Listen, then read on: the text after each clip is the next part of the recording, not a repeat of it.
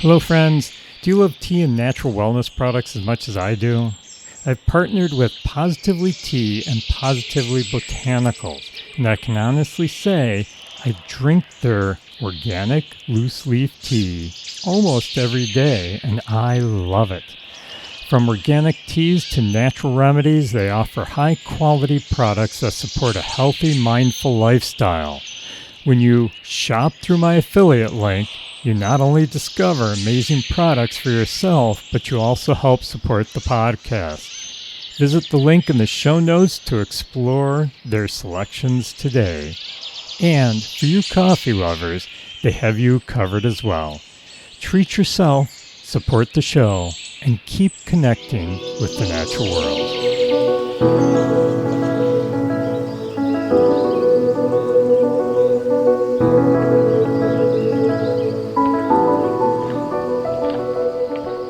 Hello friends, and welcome to the Nature Wanderer podcast. Paul here, and today I am just wandering today. It's a beautiful autumn day, and I thought I'd talk a little bit about how nature prepares for winter, which is unfortunately coming soon in western New York. You know, when I was younger, I loved winter, and not even that long ago. I used to love going and hiking out in the snow, in the woods in the snow. There's a little toad right there. Like I said, we're out here exploring today. So there's a tiny little toad.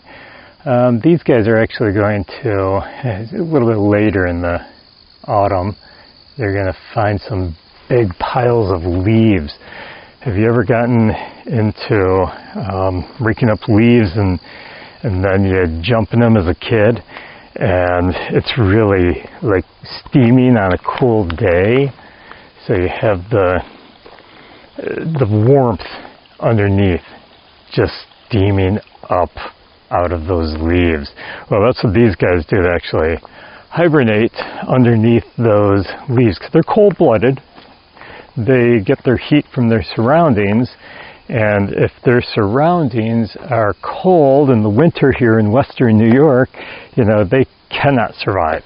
So what they do is they go into a kind of like a hibernation state, and they will hide under those warm leaves all winter so that they can survive the winter. Anyhow, used to love winter. Now, I don't hate it. I just don't like the cold as much as I used to. So, unfortunately, in western New York, though, we do get the winter. And I will still go out hiking in the winter time. I just find that I cut back on my hiking when it's cold out in the winter. Go ahead, call me old. It's true. Yeah, as I get up there in years, I am finding that I have less tolerance of the cold. I really like the warmth. Not too warm either, but anyhow, that's not what we're here to talk about. We're talking about how nature prepares. And I do a lot of hiking. I've been noticing just in the last week or two how things are starting to change over. How nature is starting to prep. I've been noticing the birds. The insectivores are starting to get ready for migration. I've been noticing them spending a lot more time at my feeders. I've also been noticing like the chipmunks have been gathering more food. The squirrels seem to be gathering more food. I've also noticed that the squirrels are also starting to build their homes. Those big piles of leaves up in the trees. I'm actually looking at one now. They take the leaves and they make these big balls of leaves up in the trees. Once again, insulation keeps them warm in the winter time. But they're starting to gather the nuts, and they are taking them and burying them in different areas. For those who don't know the term, we call it caching. So they are caching their food so that in the winter time, they don't hibernate. They're still active in the winter. They'll come down out of that tree. They'll go to where they stash that little bit of food, and they will dig it up and they'll have a nice meal. So I've been noticing they're starting to gather more and more food. They're more active, it seems. At least that's what I've noticed. Another thing I've noticed as we are pre-autumn here, we're starting to get into changing of the leaves. Yeah, just this past week I've noticed that some of the, especially the maples, the bright reds and oranges, yeah, we're starting to get the leaves changing colors. And I did an episode in the past on this, so I won't get too in-depth with this. But basically, those colors are there. They've been there all summer. I mean, I'm looking around and mostly what I'm seeing is green. But I am seeing a little bit of red. There's a couple of trees that are getting really orange right around me. Yeah, quite a few. But mostly green. But you know what? That orange, that yellow, that red is there. I'm seeing green. I don't see those colors, but they are there. The chemicals that make up that color is there. What happens, I'll just, like I said, real brief. I don't want to get into it too in depth.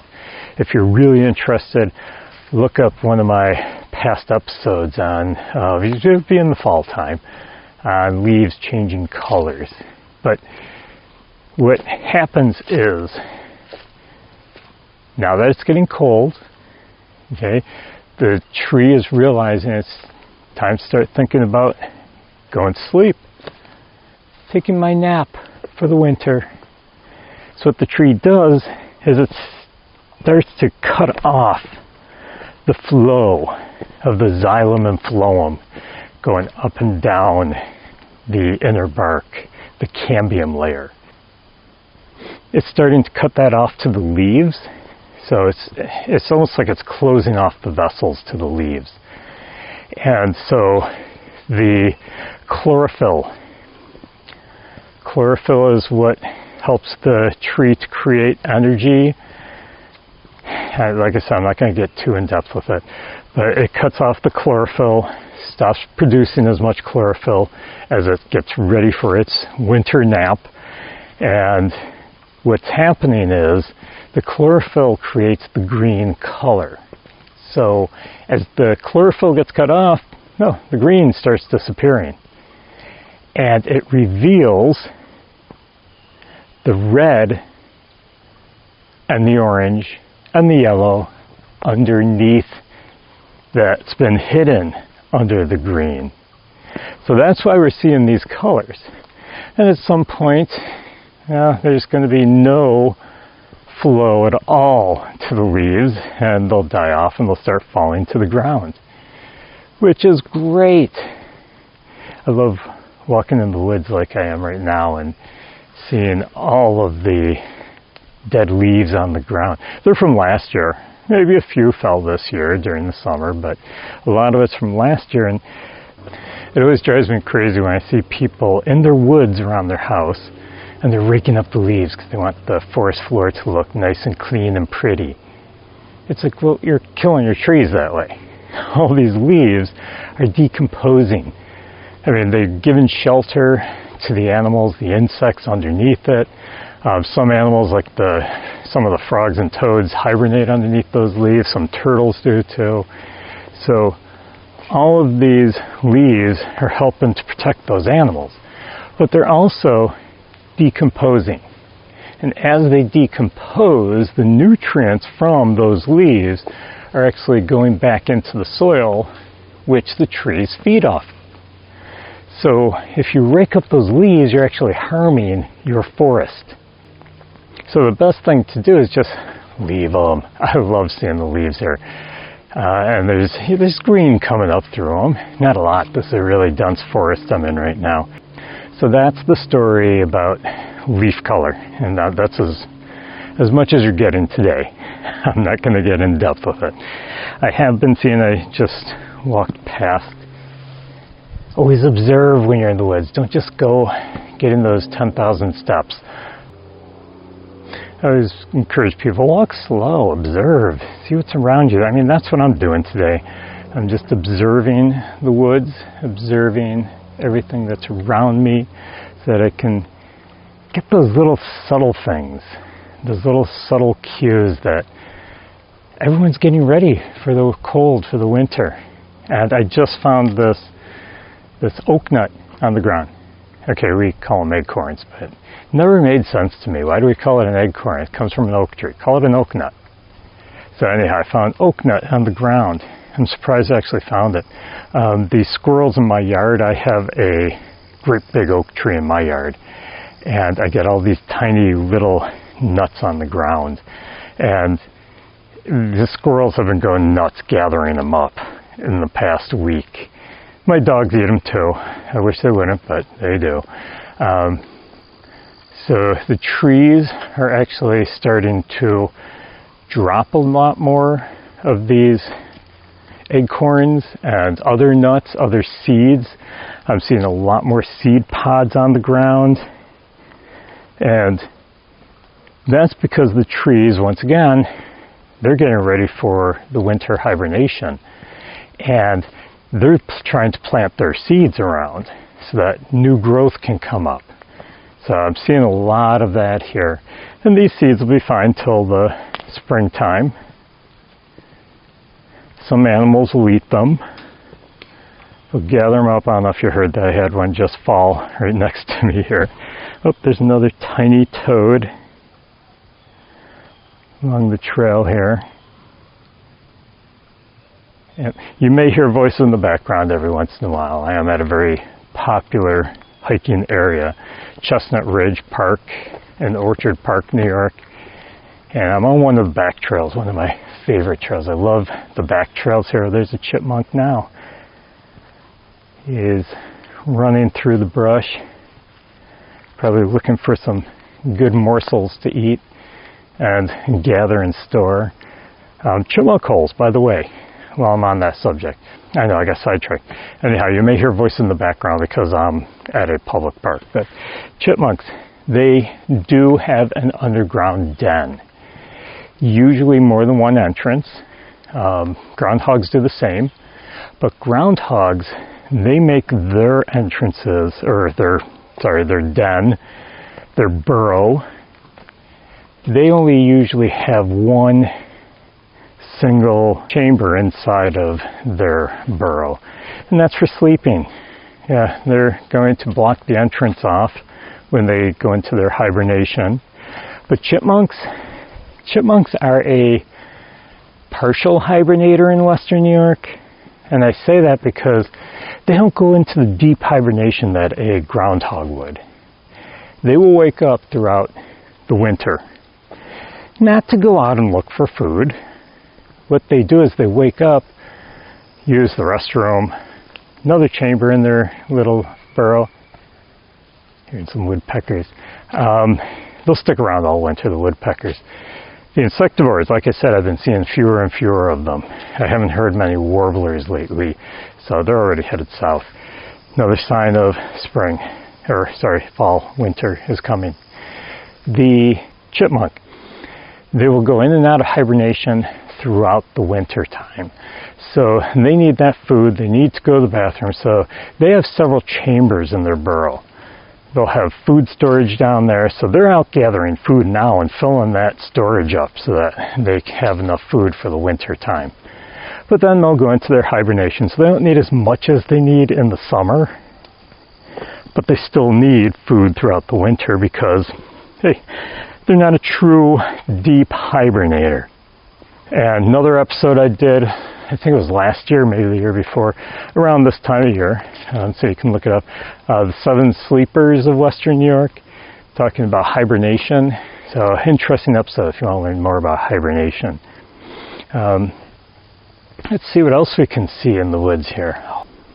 So I'm seeing some Virginia creeper starting to turn red. Very beautiful when it starts to turn red. There goes another chipmunk running along the ground. Everyone's busy in the woods because it's the autumn, it's fall.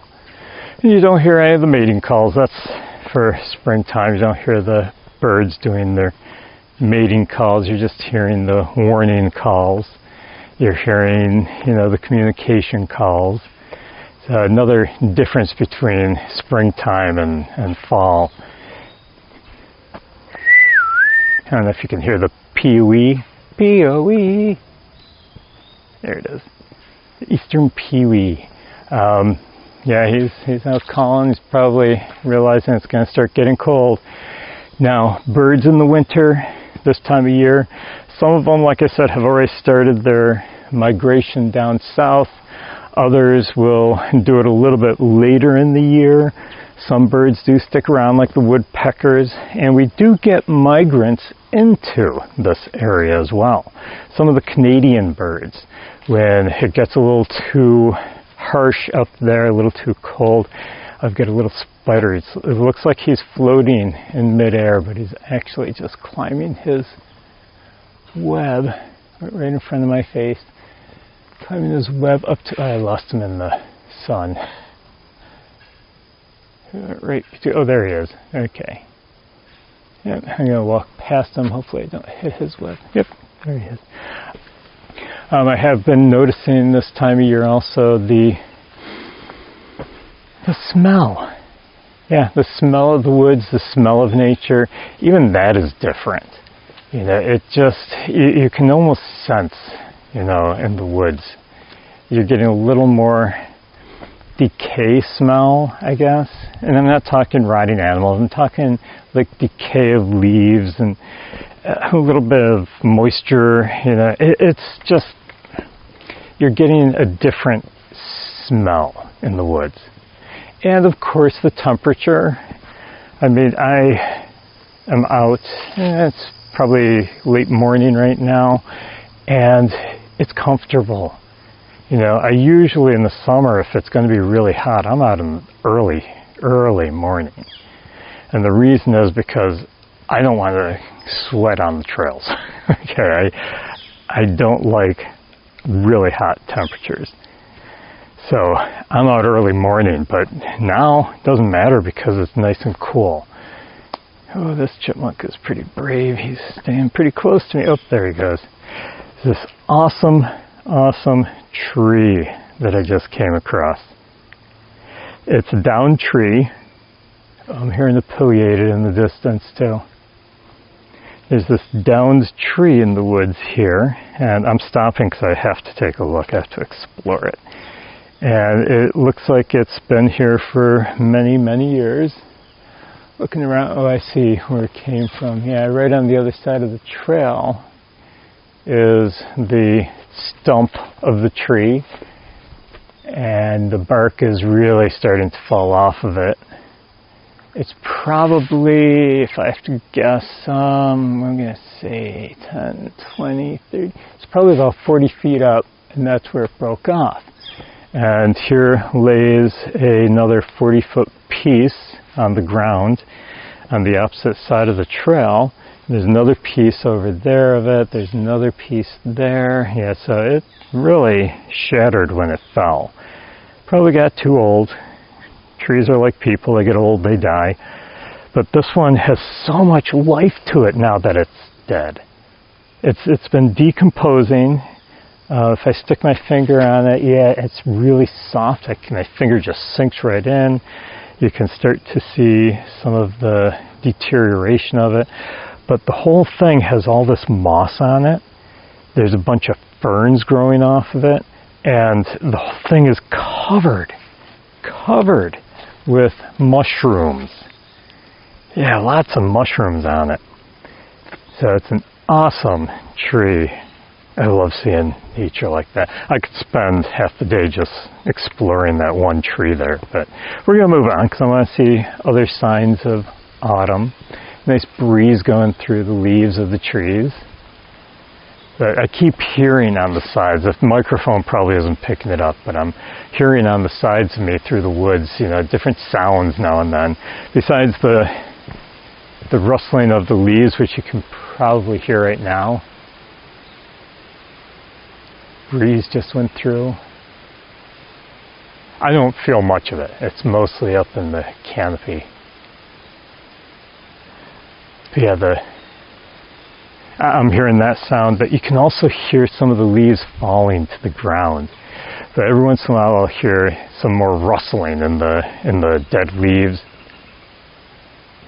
And of course the woodpecker, who seems to be following me. I'm hearing the rustling in the leaves and a little more commotion. Like I said, everyone is getting ready for winter. They know it's coming. The couple of things that will tell them, that will give them the indication that winter is coming. First of all, temperature change. We did have some really chilly temperatures. This is supposed to be a nice week this week, but we've had some really chilly temperatures. Also, it's the length of day. Days are getting shorter. Yeah, we hit that peak and now days are getting shorter. So until we get to the equinox, then we'll get even shorter and shorter and shorter, much quicker. But we are, right now, we still have longer days than nights, but they are getting shorter, and the animals know that, and that's another indicator that, hey, it's time to start preparing for winter.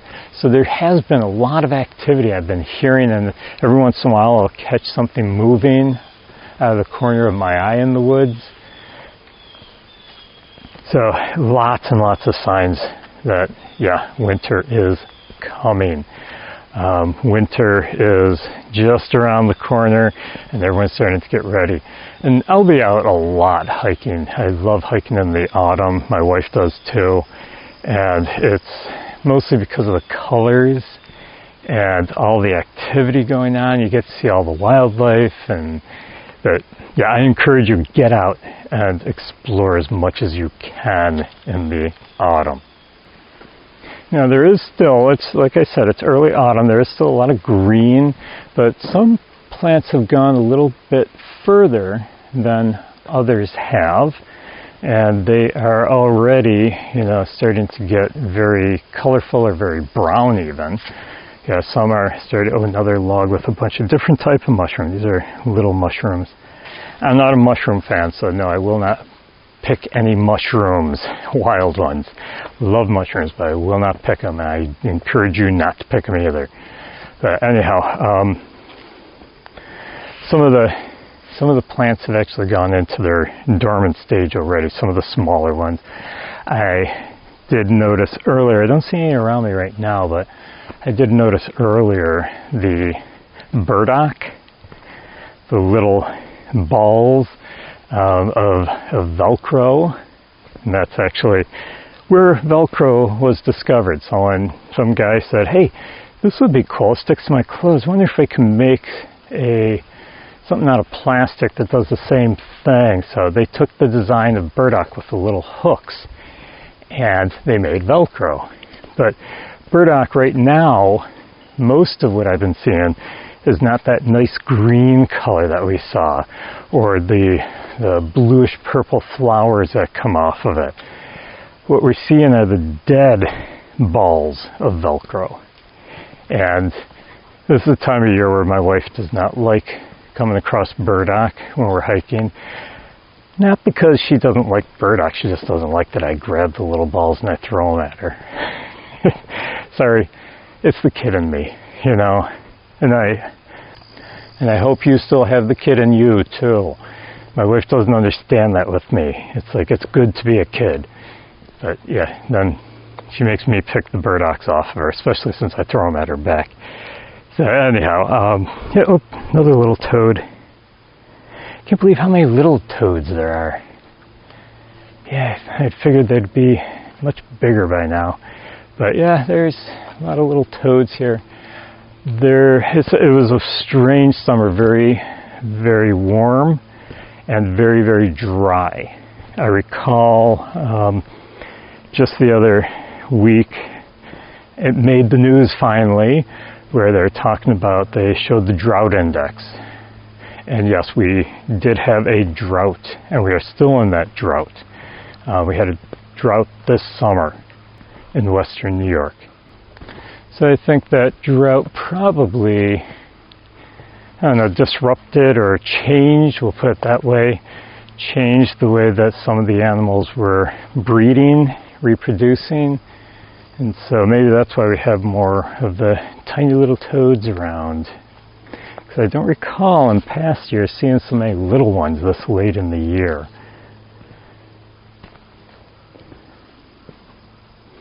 And the grapevines, I'm going into an area with a lot of grapevines.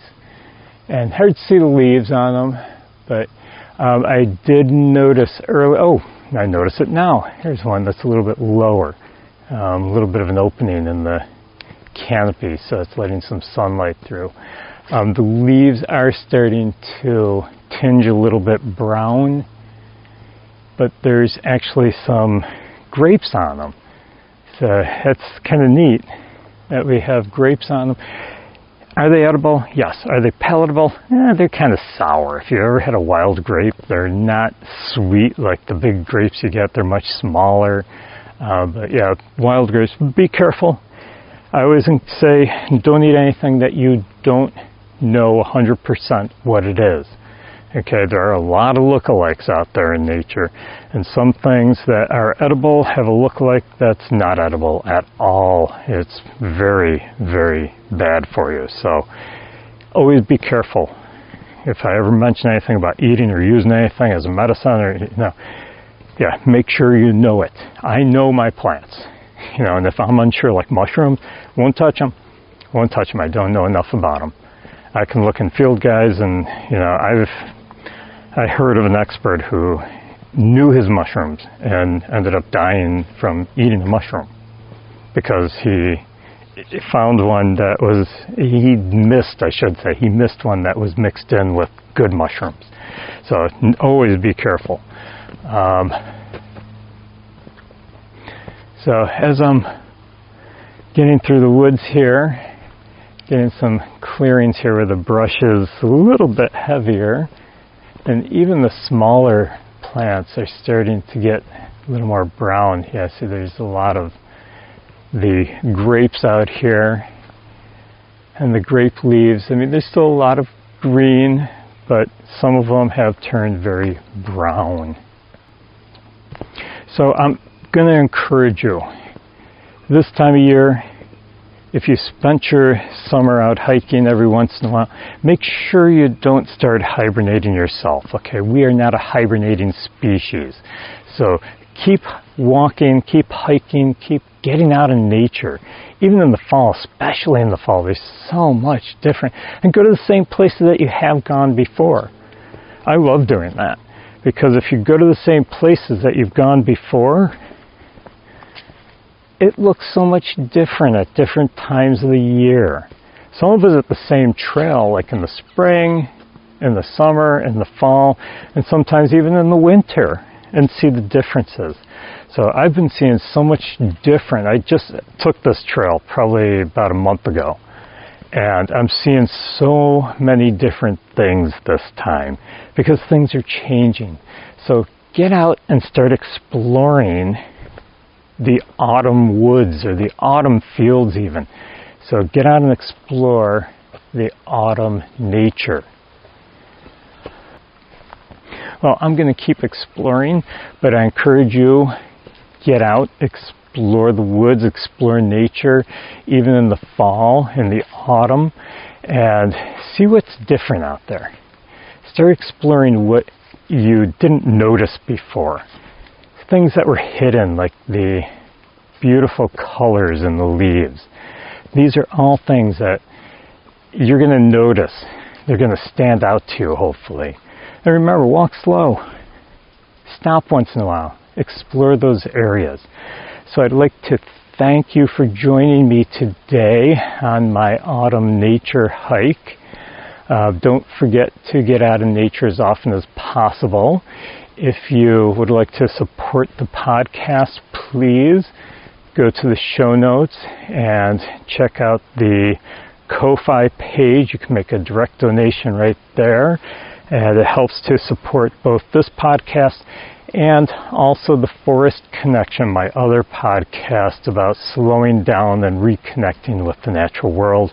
And that includes a little more nature healing as well. If you want to get some merch, check out my merch store.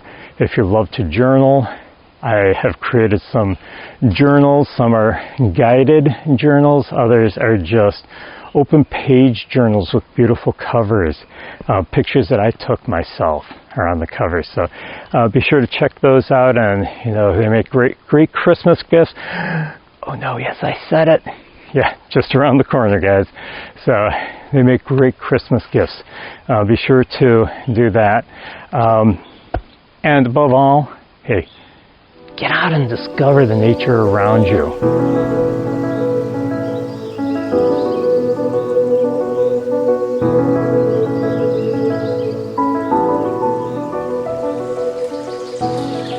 Hey there, fellow nature wanderers. If you're like me, you love spending time outdoors, breathing in that fresh air and connecting with the natural world.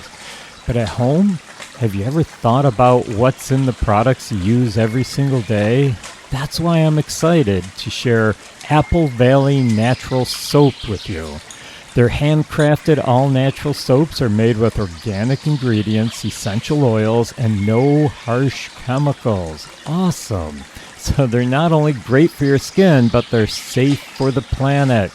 And they don't just stop at soap. Apple Valley Natural Soap also carries a full line of natural skincare products, including shampoos, body butters, facial bars, and more. All designed to nourish your skin without synthetic ingredients.